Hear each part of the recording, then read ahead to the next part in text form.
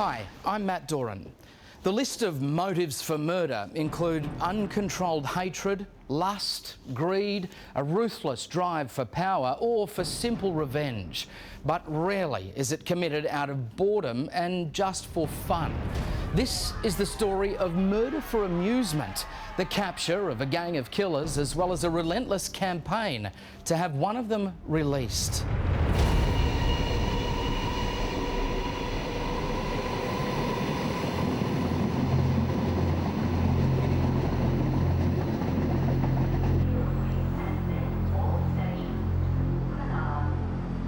It's Thursday night, September the 8th, 1988.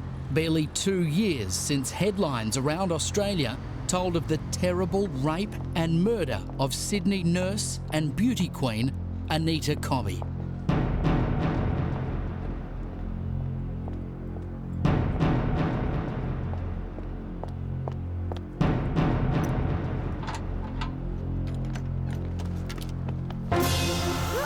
Now, just a few kilometres from the scene of that terrible crime, another young woman is about to be raped and murdered.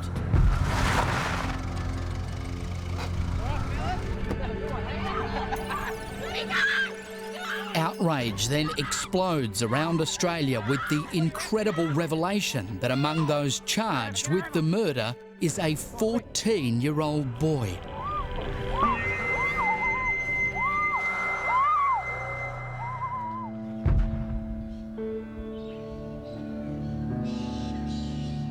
The peaceful Riverina district in southern New South Wales is hundreds of kilometres and a world away from the mean streets of Sydney. It's on a farm here that Beverly Norton grows up in the 1950s. Bev, as she's known, is just 16 when she first meets young carpenter Kerry Balding. Kerry, his grandmother and aunt lived next door in the house in between where my Auntie Lola lived, and there was their grandparents' house and then our new house. Love slowly blossoms, and 5 years later they are married, just after Bev's 21st birthday. The couple buy a home in the regional city of Wagga Wagga, where Kerry starts a joinery business and where their first child, Carolyn, is born. Then, in 1967, comes their second daughter, Janine. Always a bubbly little girl and stood up for herself well and truly as she was growing up, and she had a few little friends, not a lot, but a few little friends, and she was a loyal friend to anybody who made friends with her. I remember in Canberra, she got stuck between two beds there once because she was always looking around, always crawling around. We used to go a lot away with Mum and Dad or Bev's ma, for weekends. And she was the villain with the joy of the family. A sister, Gail, follows 4 years later, and finally a son, David, is born when Janine is 10. There's many photographs in the backyard with our kids romping around, and blonde hair, always had a smile, and she grew into a very beautiful young lady. She'd always be willing to help you out, if you wanted to do something, and she'd offer to do things, which was, a very nice attitude to have, She left school in Year 10 after completing her school certificate, and she dearly wanted to go to Sydney, and her eldest sister was living in Sydney at the time, so we decided because the sister was in Sydney she could go too, but she had to have a job first. Janine works as a bank clerk in the city, and she and her sister share the family's holiday flat at Cronulla, an Ocean Beach suburb on Sydney's southern edges. In 1987, she meets fireman Steve Moran, and in April 1988, they become engaged. The couple begin planning life after their wedding. She was really looking forward to being a wife and a mother, yes, I'm sure she was. But she was very good with anyone that had little children. She had some friends that had little ones, and she used to love helping out there if she could. She was always very good with David too. She looked after him lots of times. On Wednesday, the 7th of September 1988, Janine spends the night with her fiancé Steve at his Sutherland home. The next morning, instead of driving home to Cronulla, Janine makes the fateful decision to park at Sutherland railway station and take the train to her bank job in the city.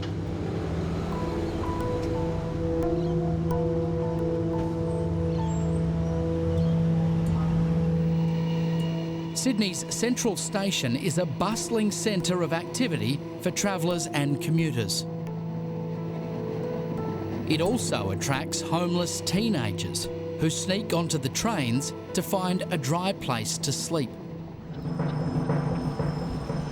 Some of them are runaways escaping from dysfunctional families, while others are simply antisocial rebels who reject all authority. Matthew James Elliott is a 16-year-old runaway whose past crimes include arson, burglary and car stealing. He's hanging around Central on Thursday, September the 8th, 1988, when he meets up with Stephen Wayne Jamieson. What are you looking at me for? Get lost. Keep walking, bastard. Four-eyed prick. Jamieson is 21 and known as Shorty because of his stunted physique, his body having been damaged before birth by his mother's intake of alcohol. Mate, let's get out of here before I do something drastic. At the age of just 11, he runs away from home to live on the streets.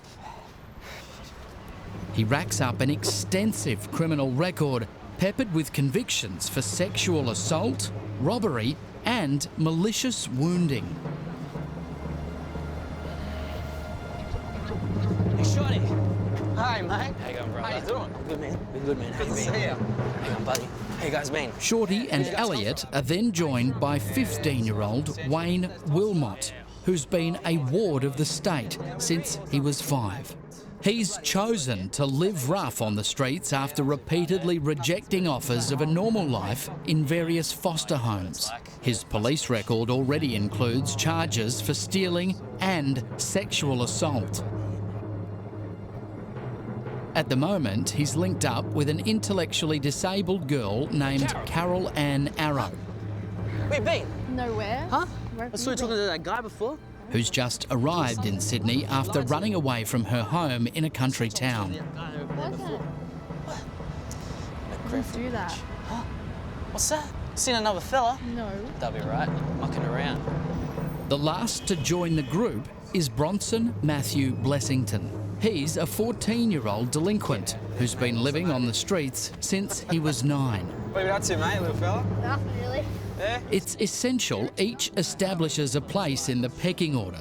Toughness equals survival. You know how kids do big noting each other. Maybe it's how blokes do, you know, saying, oh, I've done this, I've done that. Oh, yeah, not bad. But it's Elliott who urges the group to step up to a new level of depravity when he suddenly issues a chilling dare. You gives a shit, mate. That's nothing. Yeah, okay, how about tonight we get some Sheila and we rape her? Yeah. Yeah. It's all right, mate. It's not bad, man. You want that, mate?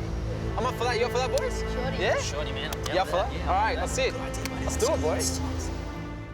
That afternoon, the gang rides a suburban train south to Sutherland. And they put on such a show for the passengers on the train. They were just big noting each other and being incredibly rude and being loud and noisy. And Jamieson picked up, he had a pornographic magazine and he was making lewd remarks to one of the passengers and really getting in her face.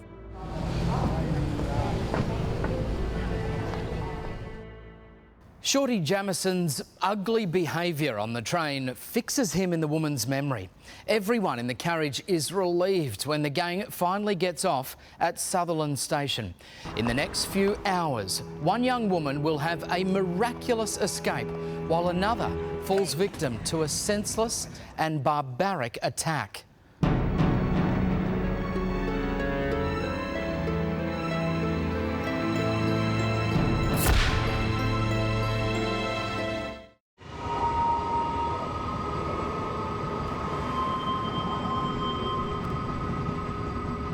It's the evening of Thursday, September the 8th, 1988, and a gang of young thugs is loitering in the car park at Sutherland Railway Station in southern Sydney. 19-year-old laboratory technician Christine Moberly leaves the station on her way home. When I started to walk towards my car was the first car lined up along the car park. As I walked towards my car, I noticed there was this group of youths.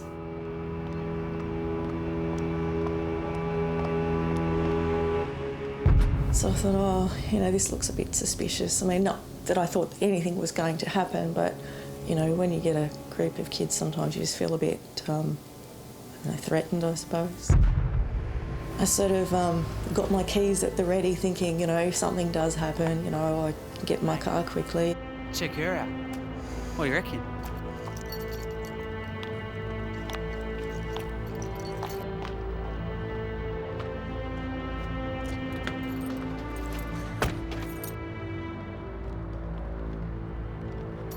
I quickly got into my car and he walked up to my window and said, oh.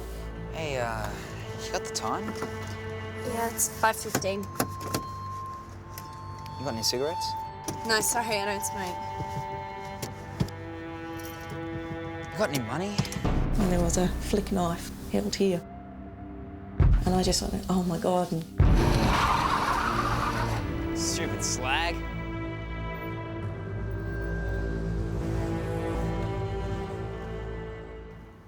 Distressed and shaking, Christine drives home and immediately reports the incident to her boyfriend Barry. Even though he's laid up with a broken leg, they decide to go straight to the police. The officer on duty at Sutherland Police Station takes down the details of the incident, but it's not considered serious enough to send a patrol car. Janine Balding has finished work on time and caught her usual train, arriving at Sutherland about 6 p.m. She's walking down the slope towards her car when she's spotted by the gang. Hey! Christine and Barry decide to go and check if the gang is still harassing people. They see them standing next to a young woman who's obviously being intimidated. With Barry's broken leg, there's not much they can do to help, but at least now they've got something more definite to tell police.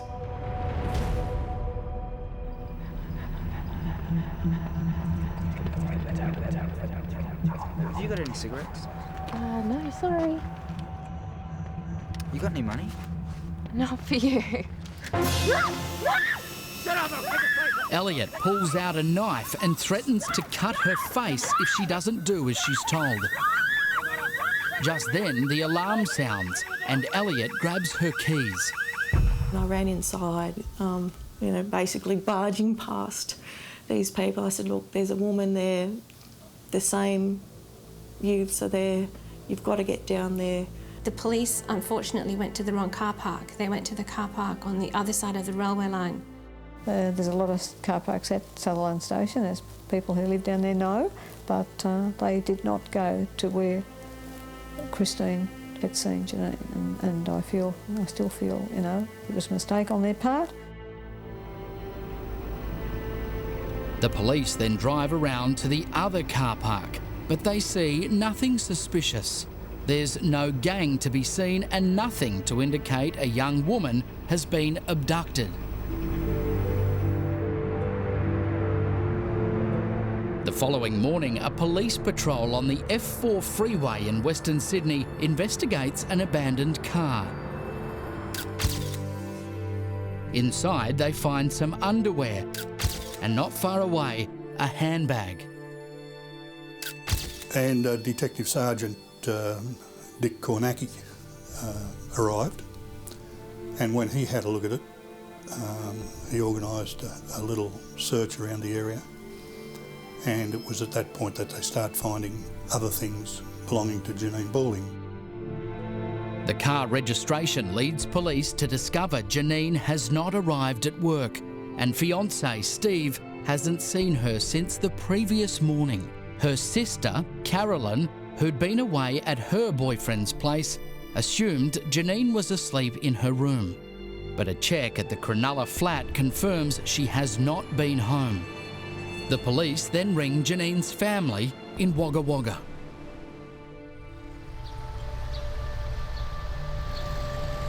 And they said, we found Janine's car.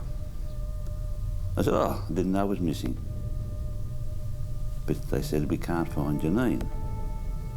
I said, oh, she's got to be around somewhere. They said the car was found at Penrith. As soon as they said that, the penny dropped. Janine wouldn't be over there. She didn't go out like that. He come back, walked through the doorway, and I knew by the look on his face something was wrong. I could just tell, you know, the look on his face. For Bev, time stands still as the police keep calling with an update every 10 or 15 minutes. They were on the phone constantly talking to us and telling us what was going on all the time. The search is being coordinated by Detective Sergeant Kevin Rowie, the officer who led the inquiry into the Anita Cobby murder. The Cobham Youth Refuge in Sydney's West provides basic help for homeless teenagers. It's there on the afternoon after Janine's murder that Elliott and Blessington confessed to a social worker that they've stolen a car. The police are called, and during questioning, the boys suddenly produce a yellow-handled knife. And then they started to say, we know about this young girl that's been abducted and killed. We know we can help you out with it. So now they're trying to, I'd imagine, because they've been arrested with a stolen car, trying to look for some type of assistance to try and help themselves out, and then volunteered a story. While I spoke to him, he told me that he wasn't sure whether she was dead, whether Janine was dead. And the first duty of mine is the preservation of life. And I asked him if he'd take me to the site where this happened. And he then took us to the dam at Minchinbury and took us right out where Janine was floating in the dam.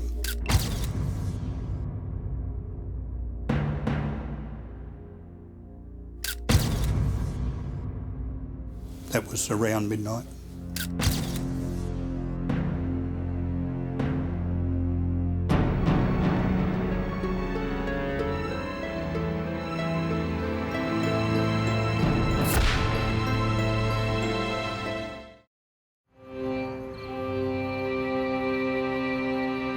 It's around midnight when Matthew Elliott and Bronson Blessington lead two police officers to a dam in a paddock beside the F4 freeway at Minchinbury in Sydney's West.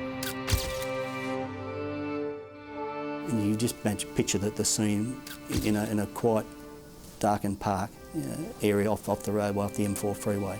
Here's his dam, and all of a sudden here's Janine's body floating in the water.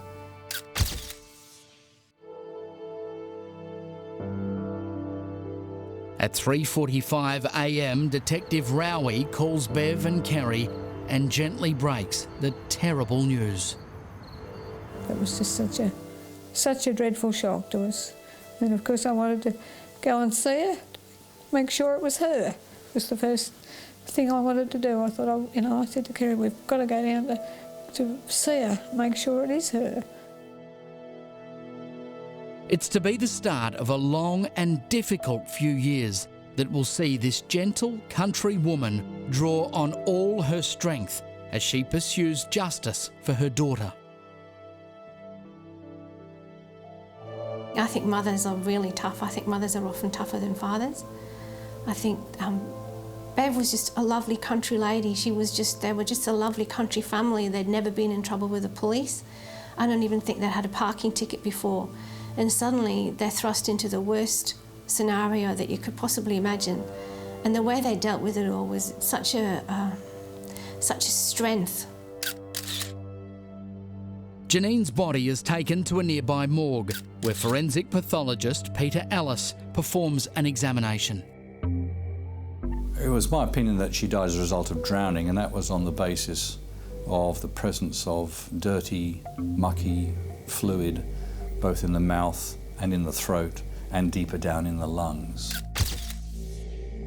It was evident that she had inhaled dirty fluid, which matched the type of fluid that was in the dam in which she was found. They took us out there. They showed us the fence that they threw Janine over. That's where she broke her wrist, I think it was. They broke her wrist when they threw her over the fence there. Got it, mate? Yep. All right. 1, 2, 3. Bev and Kerry Balding formally identify their daughter's body. In their grief, they have the support of family and friends and at least one couple who completely understand their pain. Grace and Gary Lynch, the parents of murdered nurse Anita Cobby, contact them, offering comfort and advice.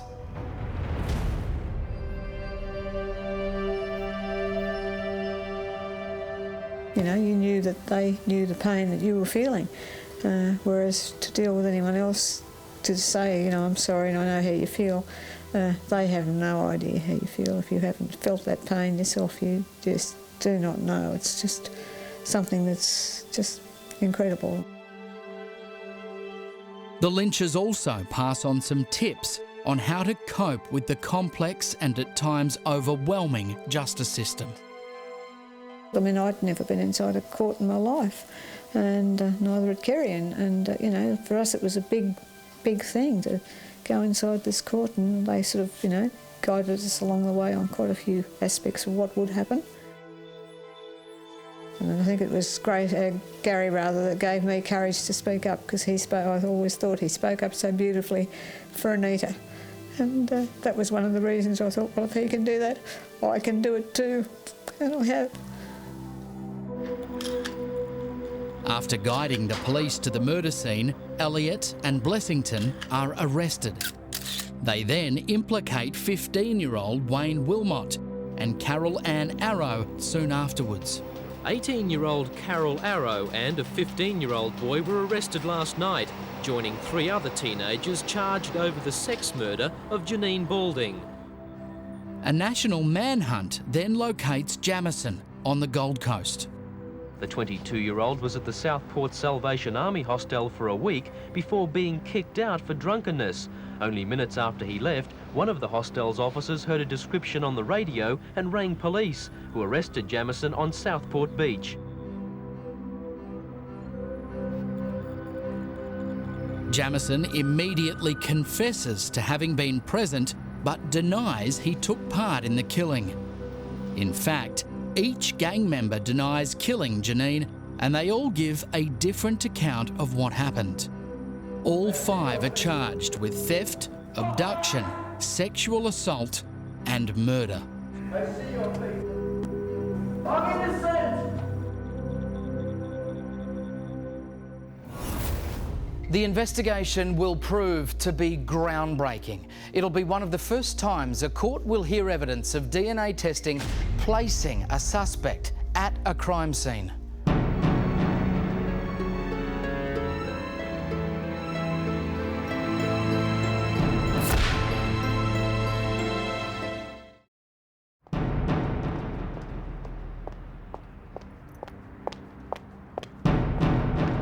She was in the process of getting in the car when she was accosted by these persons. Shut up! Put down, guys! Shut up, you bitch! Shut up, mate! The age of the persons charged is very worrying, yes. The gang who abducted Janine Balding has been arrested. Police now set about gathering witness statements and collating the evidence the prosecution will need to prove the charges of rape and murder. One challenge is to unravel the truth from all the lies being told. In their first statements, all of the kids told the truth about what happened, but they all blamed it on someone called Scott Ages, who was another fellow street kid. But the police discovered that Scott Ages, not only was he not there, but he had a perfect alibi because he was with another youth worker at the time. The version they were giving was they were introducing all these other people, and they were effectively talking in the third person. So in other words, what they were describing is what they did, and yet they were putting other people's names to it. So they're trying to really distance them from it. Christine Moberly attends a police lineup and identifies Elliot as one of the youths who accosted her at the car park and whom she later saw intimidating Janine. And the police officer kept saying to me, make sure you look up and down the line, because he knew every time I go 1 or 2 and I go back, 1 or 2 and I go back to him. I knew as soon as I walked into that room who it was.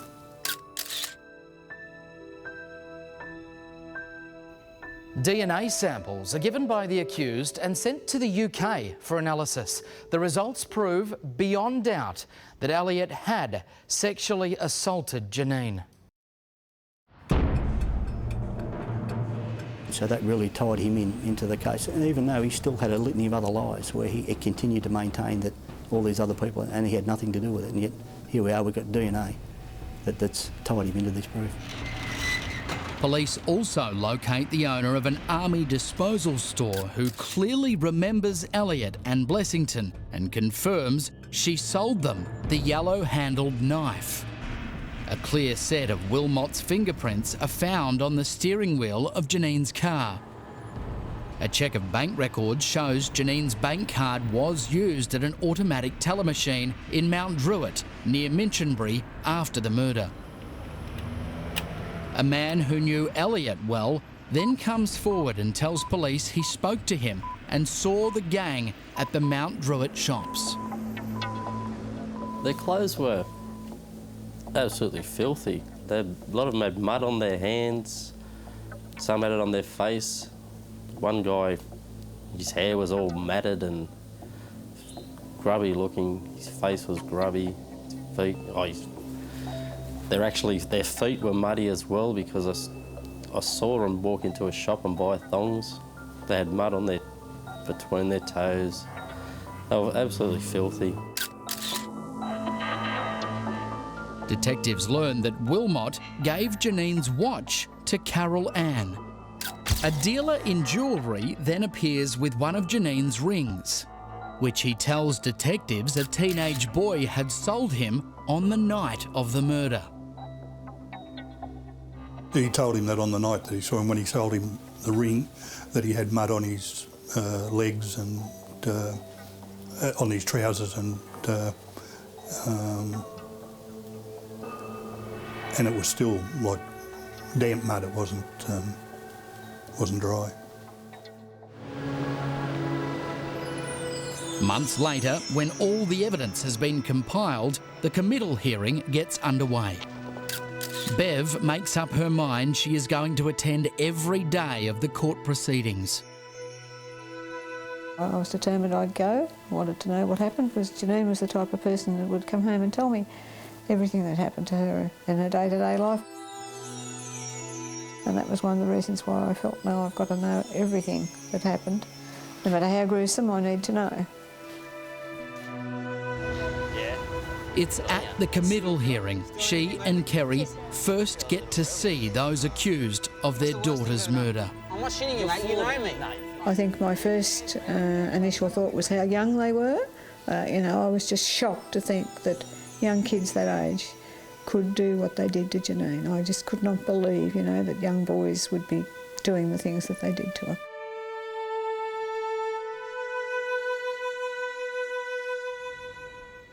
The charges of abduction, theft, sexual assault and murder are read out. Now, for the first time, not just Beverly, but the rest of Australia hear the full details of Janine's ordeal.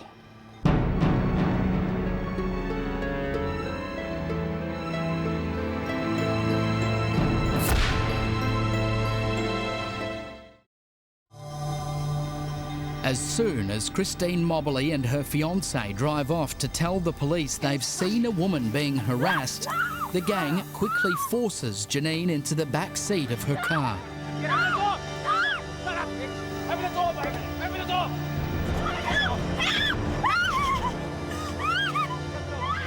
Come on, mate. Let's get us out of here. Let's go. Drive. Shut up! Elliot takes the wheel and they drive off. As they head west across the city to the outer western suburbs, the gang begins a wild and sustained sexual attack. Shut up! The distance from Sutherland to Minchinbury is some distance from the southern suburbs to the western suburbs of Sydney. It could have been 40 minutes to an hour. Shut her up! Shut up! Let me go! Shut up! Please just let me out of the corner! Get up! You can only imagine the terror that she went through. She's in the backseat of this car being sexually assaulted by at least 3 of the men in the backseat of the car. There's a young girl sitting in the front passenger seat of the car. Put a sock in it! And it was incredible that a young woman could sit in the front of the car and allow that to go on in the back seat. Come on, boys, give it to her good. Somewhere along the way, in the midst of all Janine's suffering, comes the most terrifying moment of all, the realisation that she is going to be killed. It comes in the form of a simple, cold observation by one of the gang. You know what, boys? Thanks a nice night for a murder. Yeah. It's a great night for a murder. They are on the F4 freeway and passing open land in Minchinbury when Elliot pulls the car over into an emergency parking area. Having fun, eh? Grab her legs! Grab her legs, mate! Grab it! Let me go!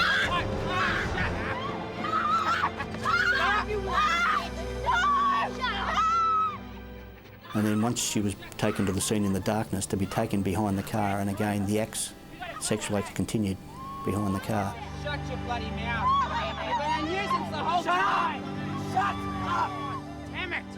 Just one of sheer terror. Absolute terror. That's right, mate. Come on, quick, quick. Come on. Oh, beauty! Then they've tied her up into the fetal position, dragged her over a fence, and taken her through some scrub to where this dam was. Get her over, get her over! All right. 1, 2, 3. And then at least 2 of them, I'd say, has entered the dam with her. Get her around. Finish her off, mates! Bloody finish her off! I don't want to hear another word out of her! When we first heard that she'd been drowned in a dam, you think of a big dam, a deep dam. But in fact, it wasn't much deeper than a deep pool. Yeah? She done, mate? And they pushed her face down into the weeds, into the mud at the bottom of the dam.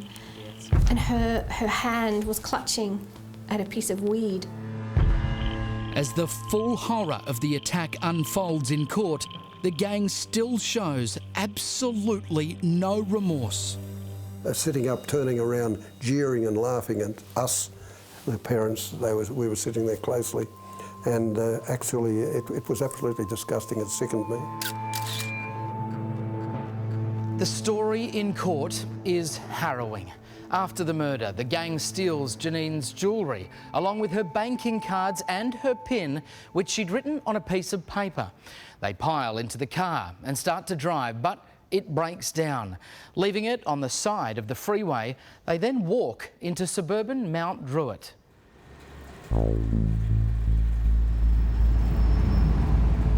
After withdrawing money from her bank account and selling one of her rings, they take a train into the centre of the city, where they split up.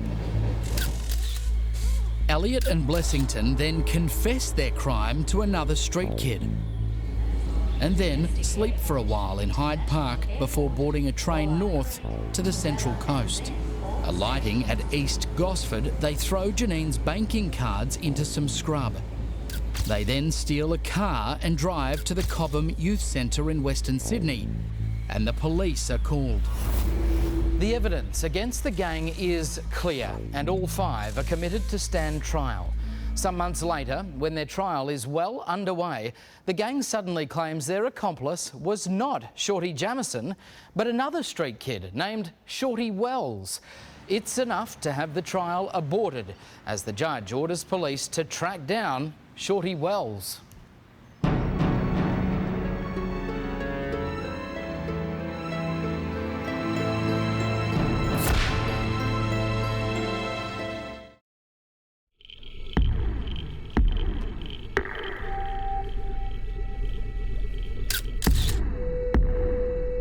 The first trial of the gang accused of raping and murdering Janine Balding has been aborted. The gang has now blamed another street kid named Shorty Wells, and the police must track him down. The extraordinary claim comes after 3 weeks of evidence, and despite the fact that the 3 young men have been sitting together in the dock every day. We feel very much for the Balding family, and they're going to be absolutely horrified. Because the whole thing is a shamusla. Bev Balding, still struggling with her grief, must wait months before another trial. While she's been spending most weekdays attending all the court sessions in Sydney, her 10-year-old son, David, has stayed home with Kerry. And they all just had to look after themselves while she was here, looking after Janine as she saw it. And young David was so hurt. I think he was really hurt by what had happened to his sister and what had happened, how the whole legal system had dealt with it, and terrified at night. He couldn't sleep with the window open. No, it's been hard. It's been really hard. No one. You're 10 years old and you don't really understand what's going on. Well, we had friends around. They were a big help. Bev's mother, stepfather. My mum was in Sydney at the time. We just had to keep on going. That's all we could do, nothing else. Step up a lift here for Gail and David, but that's all I could do. Probably that's why I spend so much time at work. Little children that must be raised, you can't neglect them, but of course to do all those things at the one time, you can imagine the enormous pressure that it placed on him. But they were still able to do it, and with a great deal of determination. Before a second trial can be held, the murder charges against Wilmot are dropped. The prosecution accepts that he had stayed in the car with Carol Ann Arrow when Janine was killed. He pleads guilty to rape, abduction and theft and is sentenced to 10 years jail. The charges against Carol Ann Arrow are dropped because of her serious intellectual disability. Police tracked down Shorty Wells, and he's one of the first to give evidence when the second trial gets underway in May 1990. They discovered that Wells had a lot of mental problems. He was a self-confessed devil worshipper who thought the devil sat on one of his shoulders and spoke to him. While Wells' involvement is obviously a lie, Shorty Jamison's presence at the murder is firmly established by testimony from 3 separate witnesses. One of them is Matt Simmons, who gives evidence stating he clearly remembers seeing Jamison with Elliot at Mount Druitt on the night of the murder. We had to go for a retrial because the little animal-looking bloke said it wasn't him, but it was definitely him. Nobody else looks like that. Another witness is the woman who was confronted by Jamison on the train to Sutherland. And then she picked him out in a photograph and said, that was the guy that I saw on the train. So that ties him in there with all the others on that train as well. I top that easy. You know me. There's also testimony that Jamison bragged about the murder to one of his prison cellmates. This prisoner came forward and said that he had nothing to hide, he was dying and he wanted to get it out of his system, and he said that Jamison did say that he killed Janine and he would do it again.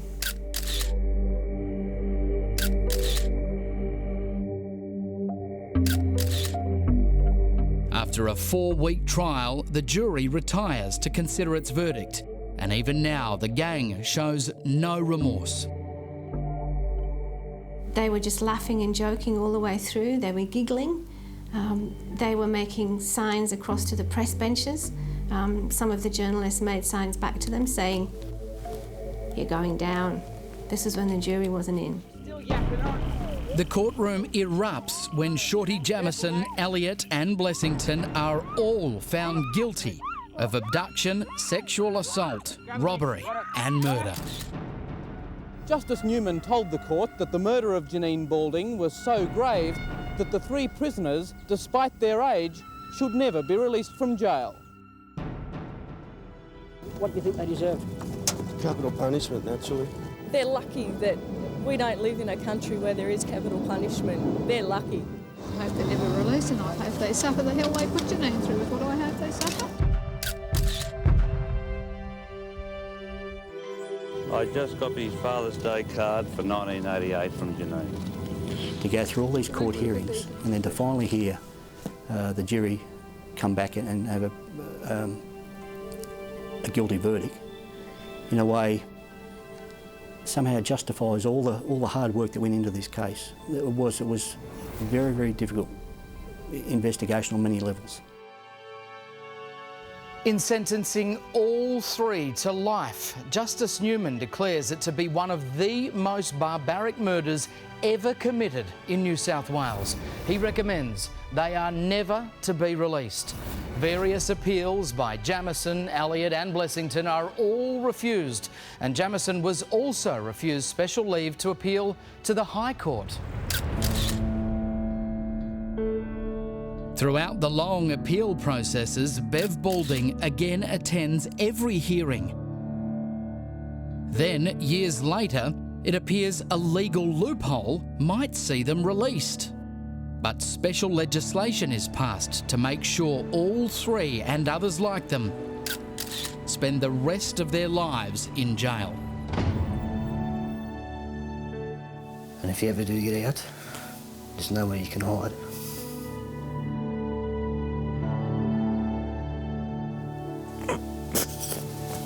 Because we'll find you. Detectives went bent over backwards for us. Every little item that come up, they told us, they rang us and told us. Yes, the homicide police were wonderful. You know, we've virtually made friends with some of them today that we still receive Christmas cards from, and the odd phone call from time to time, and they've been really wonderful. They were wonderful at the time. They were very kind and good to us and helped us out as best they could at the court, and you know, that was a great support. As a young detective working on this case, I was very fortunate to be in the presence of very experienced detectives, and it was a great learning experience for me, and lots of things that were told of me, and I watched and as they worked. You know, the guys of the vintage and the colour of Graham Rosetta, Kevin Rowie, John Carroll, Warwick Laney, Tom Sharp. These are all legendary detectives that have been around for a lot of years. While three of the gang were jailed for life, Wilmot served just 7 years of his 10-year sentence before being released on parole in 1996. He then robbed, raped or sexually assaulted at least 4 other women over the next 2 years.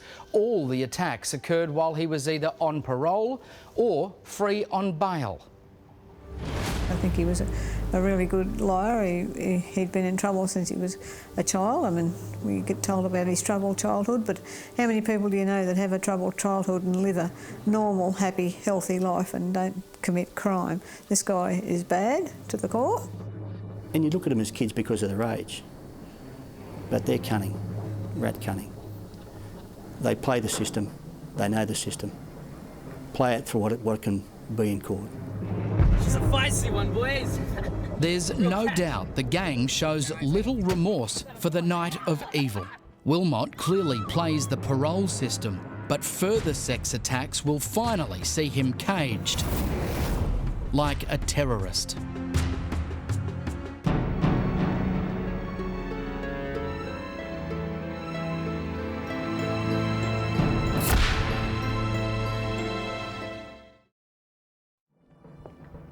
The emotional fallout from Janine's death is unending. Christine Moberly will forever wonder if there was something more she could have done. Hey, you got the time? Yeah, should be about 6 o'clock. But it's just that those guys may be in jail, but we're the ones with the life sentence, not them. I mean, it wasn't my daughter. I didn't know Janine. And what I feel is probably nothing compared to Mr. and Mrs. Balding and the family, but that's very hard to deal with. Very hard. Of course it made a big difference to Christine's life. I feel very sad and sorry for Christine in the circumstances. You know, she possibly feels that she didn't do enough, but as far as I'm concerned, she did all she could do. Among the Balding family and the many other relatives and friends who knew and loved Janine, there is no forgiveness for the unrepentant killers. They took Janine's life for no reason whatever. I mean, she didn't know them, she was a stranger to them, and they just sort of came into her life in that sort of second of time and then committed all the cruel deeds that they committed on her, and then decided she might tell someone they'd get rid of her. Shut up! Please don't! Shut up! And because it wasn't just a quick death, I mean, she would have died a slow death with what they did to her. You're gonna like it. To think that, you know, how terrified she must have been that night. I cannot, for the life of me, and never ever will forgive them for what they did.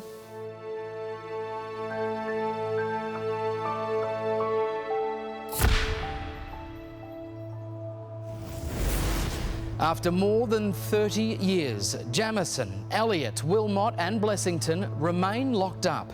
But a campaign continues to have Bronson Blessington released. At his trial, the then 14-year-old became the youngest offender to be jailed for the term of his natural life since the New South Wales convict days. No such campaign exists for Wayne Wilmot, who, after being paroled in 1996, is then jailed again in 2000 for committing further horrific sex attacks on women. Crime reporter Janet Fife-Yeomans continues to follow Wilmot's case closely. He was convicted of a number of sexual assaults while in jail. We can't tell you the details about those. They've been suppressed by the courts for his own safety. When Wilmot finally becomes eligible for parole again in 2019, the New South Wales government suddenly steps in. The state government went to the Supreme Court and applied for what's called a continuing detention order, which means they could keep him locked up, but only for another 2 years. Now, he fought that order, but it was finally granted. Justice Julian Lonergan ordered that he be locked up for another 2 years for the community's safety. At the time, he is only one of 6 offenders, including terrorists in New South Wales, who were deemed too dangerous to ever get out. The shocking evidence had clearly shown Wilmot is an unrepentant sex fiend. He did the Cubit sex offenders course. Now, most sex offenders might even just pretend that, you know, that they're reformed, okay? When Wilmot was actually sacked from the course after exposing himself to nurses, being aggressive towards a TAFE teacher, and even violent towards his primary therapist, who had to call for help, and he was charged with intimidation. He said most women are sluts and they get what they deserve. Now, unsurprisingly, the court was told he had a severe personality disorder and was emotionally unstable. And the thing about Wilmot is he still blames everyone else for what he did. He's never accepted responsibility. It's always the woman's fault. Bev Balding dies in 2015, fighting to the end to keep Janine's killers behind bars. And with the help of Janet Fife-Yeomans, she finally tells the whole horrific story in a moving memoir, The Janine Balding Story, a journey through a mother's nightmare.